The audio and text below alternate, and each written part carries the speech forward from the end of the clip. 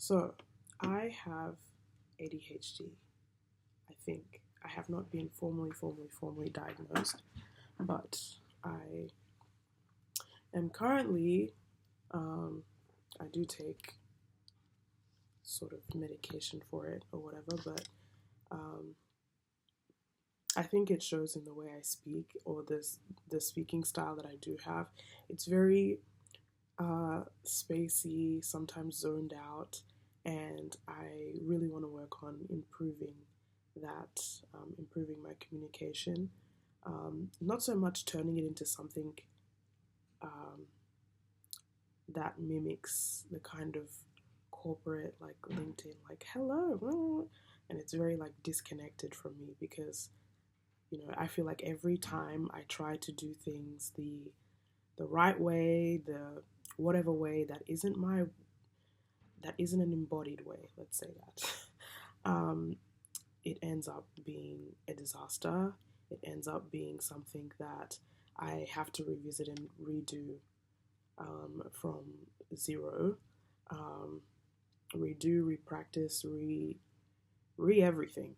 Yeah, um, in order to correct the kind of maybe misinformation or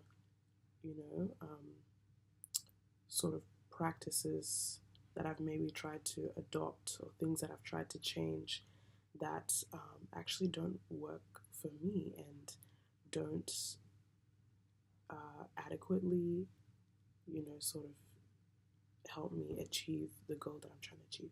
Anyways, enough of that. I today, uh, obviously, on this channel, I speak a lot about things that are related to me, my life, whatever. And I today wanted to speak about how, in the last few days, I have begun to read Capitalist Realism by Mark Fisher. And, my eyes already tearing up. Like, and that would probably speak to what I'm about to speak to in the rest of this video. But my God, if I could say, yeah, it has been amazing so far. I think just after reading the introduction for the book, I was like, where has this been my whole life? Like, I feel like I was born yesterday. Yeah, but I just probably want to talk a little bit about my, the way I began to sort of educate myself when it came to um, I don't want to say politics, but just learning in general, reading as a hobby, and other hobbies that I have had or do have right now in my life. And I would begin that by saying, as an African girl, as a South Sudanese girl living in regional New South Wales, Australia, um, maintaining a connection to yourself, um, especially if you're, I hate this, I hate saying this, but it's for context. Especially if you are neurodivergent or a bit different, and I'll explain some of those differences. But um, if you are sensitive, if you are um, curious, inquisitive, and you are desperately trying to break into a world that is not made for you at all. In fact, it's made for the complete opposite of you, right? Um, yeah, it's tough, and so you need to. And when I'm about to say you need to find, I want to clarify what I mean by find. You need to find and connect yourself, right? Connect yourself or find that which you're already connected to within yourself. That is, whatever that may look like for you. Um, and hold on to it for your dear life, because you're going to need that. Hobbies and a connection to creating and playing, growing, learning, um, for you as an African girl, um, are lifelines. And I mean that in every single sense of the word. Um, what I'm speaking of is quite literally a matter of life and death. Okay, so um, when I say hobbies, I wanna speak about what my experience was with that as a child, and now that I'm a bit older. Um, so as a kid, I was the typical like bookworm, and I want to say slightly like not like narcissistic, but in my head, in my heart, I felt like I was a star. Like I was a star. Um, so I liked reading, but I loved um, expressing myself. I loved expressing myself, whether that was through the way I dressed, and that wasn't always like what I was physically wearing. Like sometimes um, going into my just imagining things that I wanted to wear or how I wanted to dress. Um, um, Everything was kind of done to excess to an extent. Yeah, so self expression, however that took shape, was my hobby, and I think that's to clarify. Um, Self expression needs to be your hobby. As a black girl, whether you live in, I don't know, some suburb in the US, um, like suburban, yeah, whether you live in the Midlands, are there black people in the Midlands? Probably. But wherever you find yourself, where you are in white suburbia in these times, these modern, whatever, postmodern, I don't know what these times are, but wherever you find yourself and you are being forced to have to grow, where you cannot see yourself anywhere, you need to broadcast yourself, your life, your expression, your signature, your essence, like it is, I don't know, push yourself like it's crack in the 80s, as they say. But yeah, broadcast is better for me, because you need to broadly cast yourself into this TV show that is your own, because there are going to be so many people, places, challenges, things that happen to you that are going to make you feel like, or not make you feel, but quite literally push you to become a background character in your own life, right? And I experienced this growing up. Um, in school, I did not feel like I was at times real, except when I was at home. School and anywhere else, going anywhere else in the community, church, to the shopping center, I still feel like this. And it's still something that I'm trying to work on, where it feels, surreal isn't the word, but I'm going to have to settle for it right now. I'm sorry.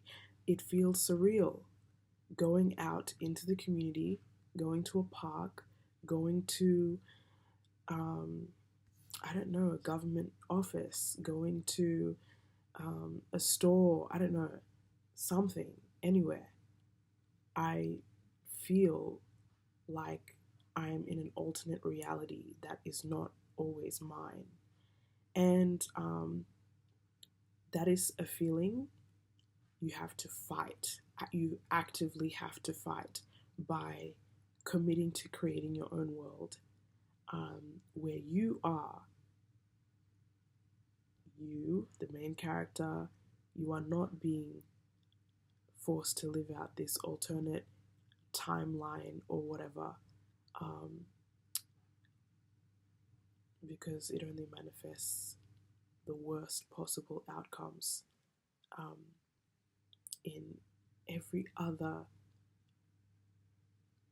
timescape, landscape that is not your own, because you are this and you are a woman, okay? Um, and there are multiple other things that could be, included in that. This is very rambly, but I think we're going okay.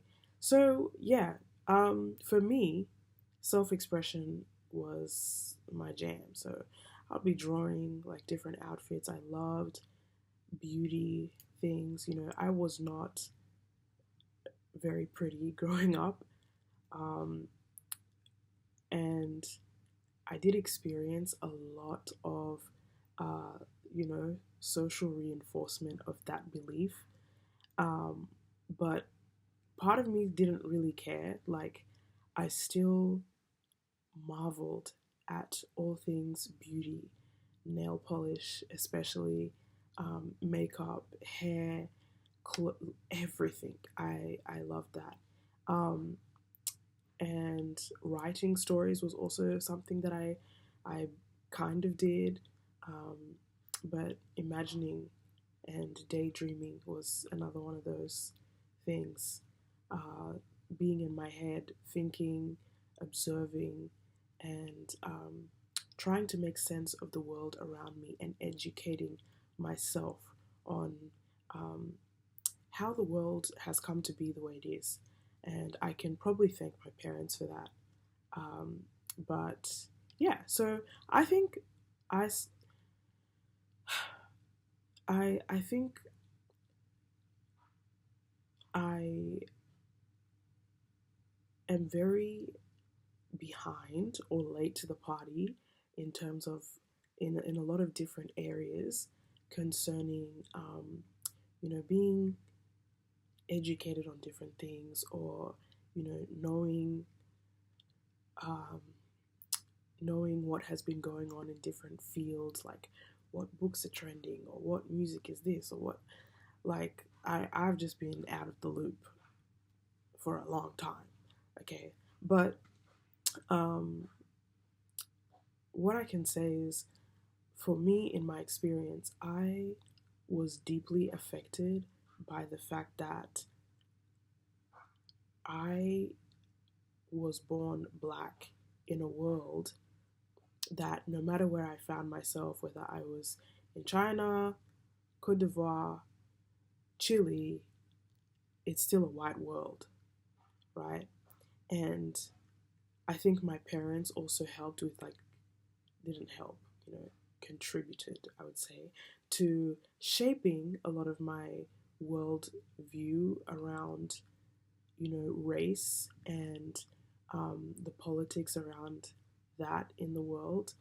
Um, but I did have this like very strong sense of justice and a desire to really understand and change the experience of Black people around the world, or contribute to changing that. Um, so, yeah, I remember sitting in this very chair at the age of 13, um, 13 or 14, 14, in the summer holidays, wanting to start a YouTube channel. And I put my phone right on this window ledge here, windowsill, and I, because the sun would hit, and I sat there, and I still remember what I said. I said, something like, I am 14, and you know what? I feel like out of everybody in Australia, I am like the number one person who cares about and like, I didn't say it, I said something like, I am, if there was one person who could represent or speak on behalf of black people and their issues in the whole of Australia, I am the number one person. Yeah, I literally said that. I I am the number one person and I wanted to be. That's how strongly I felt about um, the issue that is race in the world, and especially within the Australian context here. I remember I used to research a lot about, you know, what racism looked like in Australia. I would almost like rage bait myself uh, by going on YouTube and, searching up racism in Australia, racism against Africans, racism. I just wanted to understand and see what, like, I wanted to feed, myself with some more real world examples of what that was, because I felt like a lot of the white people that I saw that were around me every day often felt things, thought things that they couldn't say, and their racism would come out in the most subtle, passive aggressive, and undetectable, nearly undetectable ways. And so, yes, I wanted to be this voice. I wanted to be the voice for for um, the black human in Australia.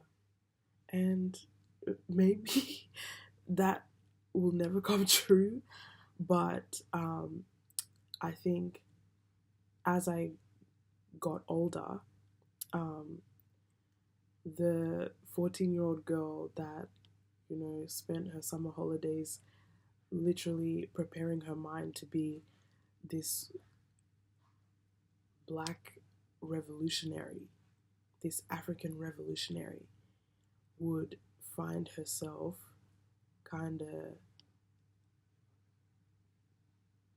you know, put in this like ringer, a really, really tough time um, with the way people thought about her, and spoke about her and to her. So, yeah, I remember um, making an email that day, which is my email now. I remember making a Gmail and I called it Official Manny Luca because I knew one day that I was going to be famous, and I felt like I was going to be famous, and a lot of people, not because I wanted to, but I felt like a lot of people would come to know me because I had something that maybe they were looking for. And yeah, I was like, yeah, that's what I made that email for. Yes, 14-year-old me, it was almost 10 years um, ago that you made that video, and I am nowhere near famous. I'm not, I'm sorry. I'm, I haven't achieved nearly any of the things that you wanted or you hope to see come to fruition by the time that, I would be this age. And I want to apologize to you and let you know that I am working on it. I'm working on it. But yeah, so I think my experience was really, really, really crazy. Um, I felt like I was almost looking for things to be not to fight against. Yes, I was looking for things to fight against. Um, I would say that this type of activism, because that's what I wanted to be, an activist, um, was very disembodied. I I definitely did have all these ideas and beliefs and perspectives, um, um, very strong sentiments about different things, but I was just so not in my body. Um, and there's a multitude of reasons for that, but I feel like now that I'm developing this kind of practice of really coming into the body, coming into, um, you know, my feelings, and not so much like stepping out of my mind, because I be up in there. Um, yeah, I think it is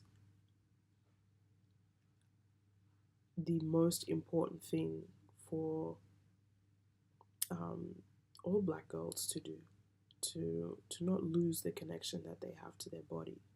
You know, um, I felt that my body was something that was abused a lot, and not. I don't mean this necessarily physically, um, but I could say verbally, um, like emotionally, psychically. Yeah, I the person that I saw as myself and the experiences that I held to myself were not were constantly ripped away from me, and distorted and um, misunderstood, misheld, um, and micromanaged almost. And I naturally had a response to that, which was um, to just slowly, very slowly, even though I didn't know it at the time, I was walking into a casket, quite literally. I was walking into what began as slow, like, self correction, began to become just like a complete shutdown of the working of myself. Um, and that was, arriving at that destination was one of the most haunting, horrifying things, um, that I can say has happened to me. Um, but being in this space now, um, or at least slightly above that rock bottom, um, is a blessing, and is is me avenging what what time, what people, and circumstances have stolen. Um, and that's something I would say as well. Like, growing up, I would always feel that, when people would speak to me or give me advice on different things, they would, say, "Don't let your circumstances define you." Like, and I would feel this like intense shame, because I would look at everybody else that may have experienced similar things to me, other African girls, other South Sudanese girls, other black girls, and think they're just like, things happen to them and they're just like normal. Like, yeah, they might be sad, or they might, do, I don't know, they might have this change about them, um, but it doesn't seem to like affect them anywhere near as deeply as it affects me. And I used to, even, I wouldn't say recently, but in recent years, have still felt this way. Like, why is it that things happen to me and it's like I'm on a roller coaster and I something happens and I'm like flying into the air. Like I've been flung off the roller coaster and I'm free falling and I'm about to fall onto the ground and splatter myself and shatter my entire skeleton. Why is that? And I think being someone who is quite sensitive and also, being somebody who is a bit of a um, patient zero, I want to say, with this life, like with the experiences that I have and the unique set of cards that I have been dealt. Um, yeah, it is difficult to stabilize so that things like being flung off the life roller coaster don't happen and you're able to cling on. And the more and more you get flung off, or out of your seat, you don't go flying and you find yourself actually, maybe at a point or at a stage where you can say, yeah, um, it was about to happen again, but this time I didn't even, move an inch, in my seat. Like I stayed put. Um, and I guess that has to do with your ability to, um, it is the ability to maintain a connection to yourself despite what is going on around you or how, life wants to throw you. Um, and that is the practice, that is the work, um, that is helping, has helped. Um, and yeah, so I feel like this is going to be a forever video, but yeah, I